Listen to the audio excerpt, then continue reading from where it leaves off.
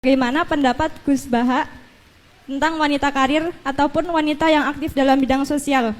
Dan dalam Islam sendiri, bagaimana aturannya atau batasan-batasannya? Terima kasih.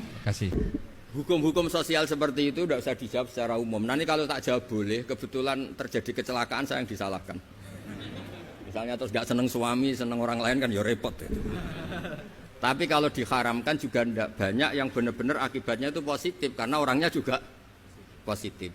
Nah di adat fikih Bali, di adat fikih itu hukum fikih yang produk-produknya itu bersifat sosial. Biasanya ulama itu pasti khilaf karena nggak ada kepastian semua. Jadi di bab sosial itu nggak jelas apa? Pernah ada cerita Sayyidah Khadijah, perempuan saudagar, perempuan kaya, sukses.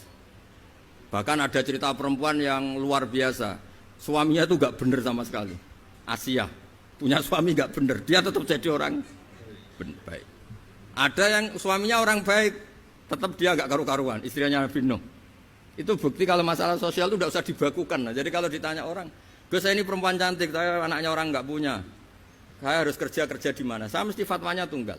Kalau bisa di pabrik atau tempat terbuka, karena pantangannya perempuan itu layak keluar narojulun bimroatin. Kalau kamu cantik, usahakan jangan pembantu rumah tangga. Pokoknya usahakan yang di tempat terbuka, karena itu panduannya Islam.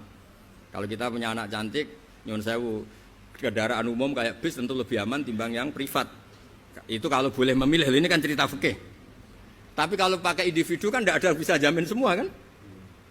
Jadi fikih-fikih sosial itu biasanya ulama tidak punya baku ya. Pokoknya saya jawab saya, ya kalau mau orang baik dan punya akibat baik ya baik.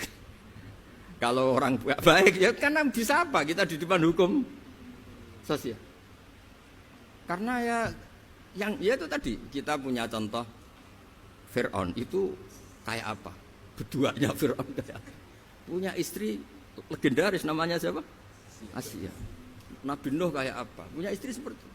Jadi misteri kan enggak?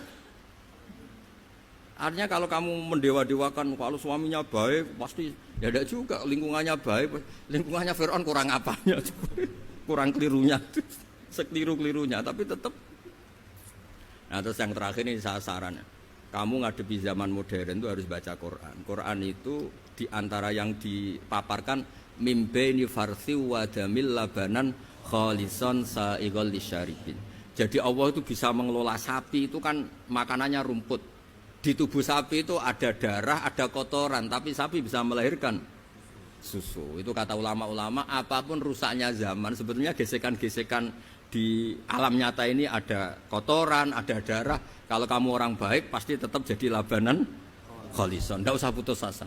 Apapun zaman ini kita harus tetap jadi labanan khalison. Padahal mimbaini farthiw wadamin antara itu bukti bahwa kita tidak boleh putus asa. Sekarang zaman tidak kayak dulu, tidak kayak zaman Wali Songo.